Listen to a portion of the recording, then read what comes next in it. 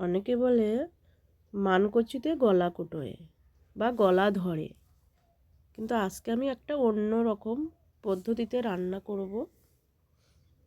তোমরা এটা ফলো করতে পারো। প্রথমে আমি কচুটাকে দেখো ঠিক এরকম সাইজে কেটে নিয়েছি, নিয়ে আমি গরম জল দিয়ে ধুয়ে নিয়েছিলাম। যে সাদা যে জলটা থাকে সেটা আমি বের করে দিয়েছি। তারপরে ফুটন্ত জলে আমি এটাকে সেদ্ধ করে নেব, আর 80% সেদ্ধ করে নেব।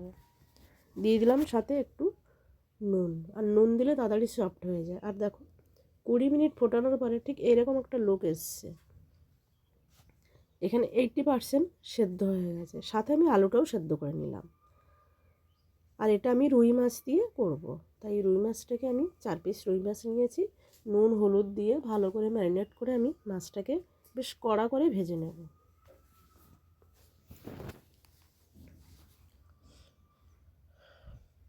উল্টে পাল্টে ভালো করে ভেজে নিলাম।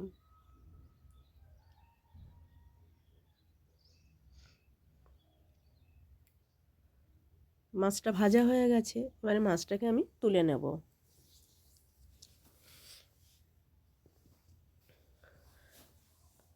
মাছ ভাজার তেলে আমি দিয়ে দিলাম কোচানো পেঁয়াজ,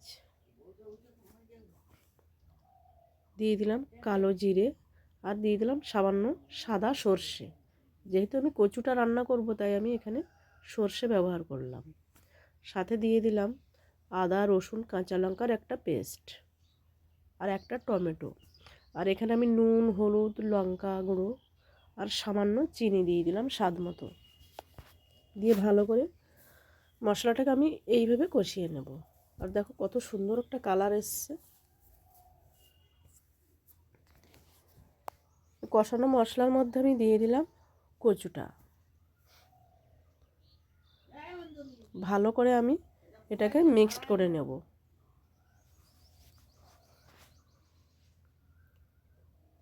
কচুটা কষানো হয়ে গেছে, দিয়ে দেবো এখানে গরম জল।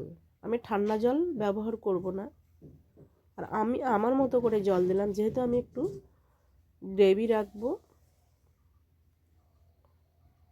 আমি কিছুক্ষণের জন্য চাপা দিয়ে রাখবো 10 থেকে 12 মিনিট। তারপরে দেখো ঠিক এরকম একটা লুক এসছে। এরপর আমি ভাজা মাছটাকে দিয়ে দেব। এখানে আর আমি কোনো মশলা দেব না, কারণ সব মশলা আমি আগে থেকে দিয়ে কষিয়ে নিয়েছি। তারপরে দেখো তরকারিটা হয়ে গেছে, আমি সার্ভ করে নিলাম। ভিডিওটা ভালো লাগলে সবাই লাইক করবে, কমেন্ট করবে, সাবস্ক্রাইব করা ভুলবে না।